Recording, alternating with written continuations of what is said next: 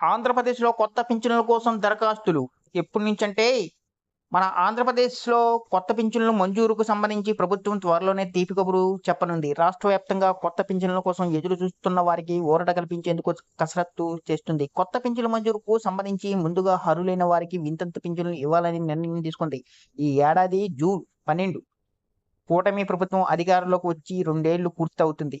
ఆ రోజు నుంచే వింతంతు పింఛన్లు మంజూరు చేయాలని నిర్ణయం తీసుకున్నట్లు తెలుస్తుంది. రాష్ట్రంలో మొత్తం 1,53,000 మంది వితంతు పింఛన్లకు అర్హులు ఉంటారని అంచనాలు ఉన్నాయి. వీరందరికీ కొత్త పింఛన్లు నెలకు 4,000 చొప్పున ఇవ్వాలని ప్లాన్ చేస్తున్నారు.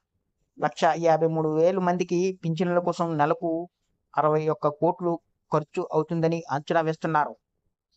ఈ వీడియోని ఎక్కడ స్కిప్ చేయకుండా పూర్తి వరకు చూడండి. లేకపోతే మీకు పూర్తి సమాచారం అందదు.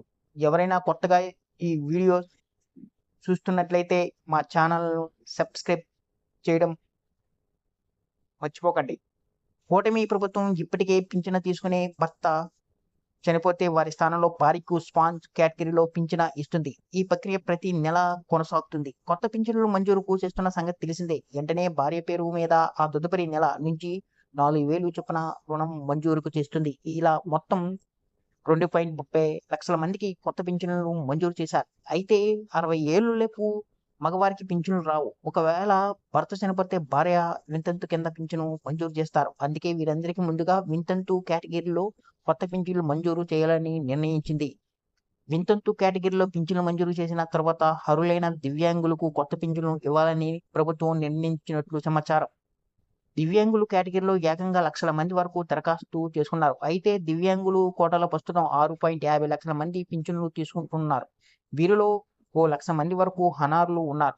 ఈ 1,00,000 మంది అనర్హులను ఎలా నిరోధించాలని కసరత్తు జరుగుతుంది. ఏపీ ప్రభుత్వం ప్రతి నెల వృద్ధులు, వితంతువులు, ఒంటరి మహిళలతో పాటుగా ఆరోగ్యం పింఛన్లతో కలిపి 28 కేటగిరీల్లో పంపిణీ చేస్తుంది. కొత్త పింఛన్ల కోసం దాదాపు 10 లక్షల మంది వరకు దరఖాస్తు చేసుకునే ఛాన్స్ ఉంటుందని అధికారులు అంచనా వేస్తున్నారు. వీరికి పింఛన్లు ఇవ్వాలంటే నెలకు 400 కోట్లు అదే ఏడాదికి అయితే 4,800 కోట్లు ఖర్చు అవుతుందనే అంచనాలు ఉన్నాయి. మొత్తం మీద కూటమి ప్రభుత్వం కొత్త పింఛన్లకు సంబంధించి కసరత్తు మొదలుపెట్టింది. త్వరలోనే కొత్త పింఛన్ల అంశంపై పూర్తి స్థాయిలో క్లారిటీ వస్తుందని చెబుతున్నారు. జూన్ నాటికి అర్హులకు అవకాశం దక్కుతుందని భావిస్తున్నారు. ఈ వీడియో గాని మీకు నచ్చినట్లయితే ఒక లైక్, సబ్స్క్రైబ్ చేయడం మాత్రం మర్చిపోకండి.